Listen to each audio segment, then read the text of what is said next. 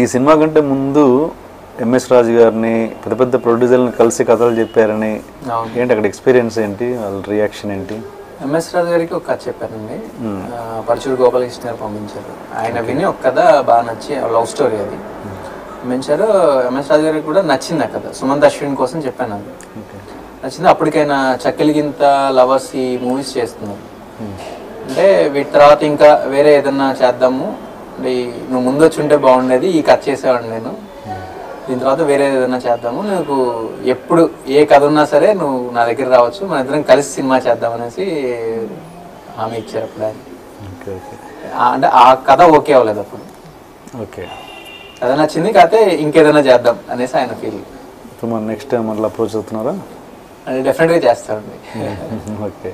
కథ అంటే ఆ కథ విని కూడా దాంట్లో పర్టికులర్ కొన్ని పాయింట్స్ నువ్వు ఎలా చెప్పావు ఏంటి అనేది అనలైజ్ చేసి చెప్పారు. అది హ్యాపీగా అనిపించింది. అంటే ఆయన అర్థం చేసుకోవటము, ఆయన గుర్తించడం, అదంతా చాలా హ్యాపీగా. ఎందుకంటే సినిమా ఎక్స్పీరియన్స్ అసిస్టెంట్ డైరెక్టర్ గా ఒక 2 సినిమాలు అంతేనా? ఎక్కువ చిన్న సినిమాలు చేశాను, కొన్ని ఆగిపోయినాయి. జీనియస్ అండ్ రుద్రమదేవి 2 చెప్పుకోదగ్గ సినిమాలు ఉంటాయి. ముందు ఉన్నాయి కానీ కొన్ని ఆగిపోయినాయి. వాడే కావాలి దాన్ని చేశాను.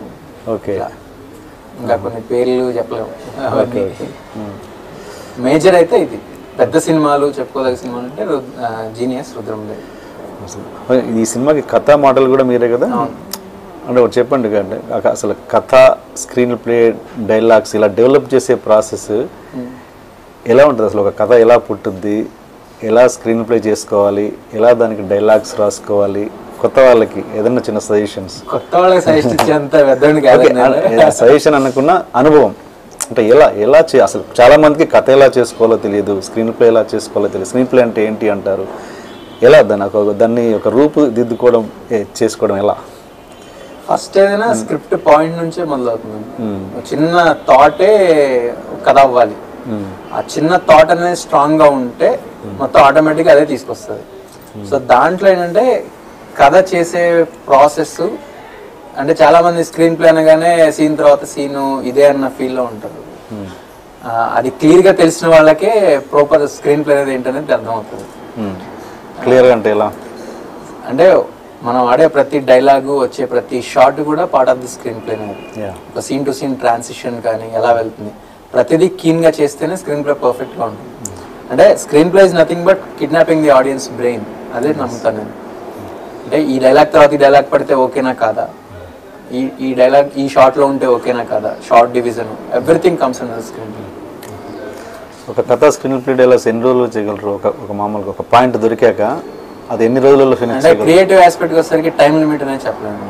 ఓకే, నేను మామూలుగా అంటారు కదా, వారం రోజులు కూర్చుంటే అయిపోద్ది, నాకు స్క్రిప్ట్ అయిపోద్ది అని అంటారు. అది నిజమా? ఎవరి స్టామినా వాళ్ళది అంతే. అంటే అందరూ అదే దాంట్లో చేయాలని ఏం లేదు. నాకు ఈ కథకి అరౌండ్ 1 month లో నేను ఫినిష్ చేశాను మొత్తం.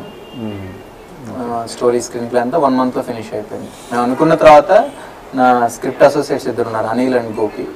మేము 3 కూర్చొని వర్క్ చేశాను. సో అయిపోయిన తర్వాత డైలాగ్స్ ఓన్గా నేను రాసుకున్నాను సపరేట్గా. ఈ సినిమాకి రెమ్యునరేషన్ ఎంత తీసుకున్నారు? ఈ సినిమాలో నా సొంత సినిమా అని చేశాను, ఇంకా రెమ్యునరేషన్ అనేది ఏం లేదు. సొంత సినిమా అంటే ప్రాఫిట్స్ అన్ని భాగమా? ఎంత వస్తుందండి? ఫస్ట్ అసలు మేము ప్రాఫిట్ గురించి కానీ రెమ్యునరేషన్ గురించి కానీ అసలు ఈ థాట్స్ లేవండి నాకు కానీ నరేష్ కానీ. నరేష్ థాట్ ఒకటే, నాకు ఈ సినిమా హెల్ప్ అవ్వాలి, తను డైరెక్టర్గా బయటికి రావాలి, అతనికి డబ్బులు వస్తున్నాయా ఎంత మిగులుతున్నాయి అనేది అతనికి కన్సిడరేషన్ లేదు. నా వరకు వచ్చేసి నరేష్ నా మీద పెట్టుకున్న నమ్మకాన్ని జెన్యూన్గా ఎఫర్ట్ పెట్టి చేయాలి దాన్ని. సో అతను ఏదైతే నమ్మకంతో చేశాడో అతని నమ్మకం నిజం అవ్వాలి, అతను పెట్టిన డబ్బులు అతనికి వెళ్ళాలి. ఇదే టార్గెట్లో పనిచేసాము, అదే ఫుల్ఫిల్ అయ్యి.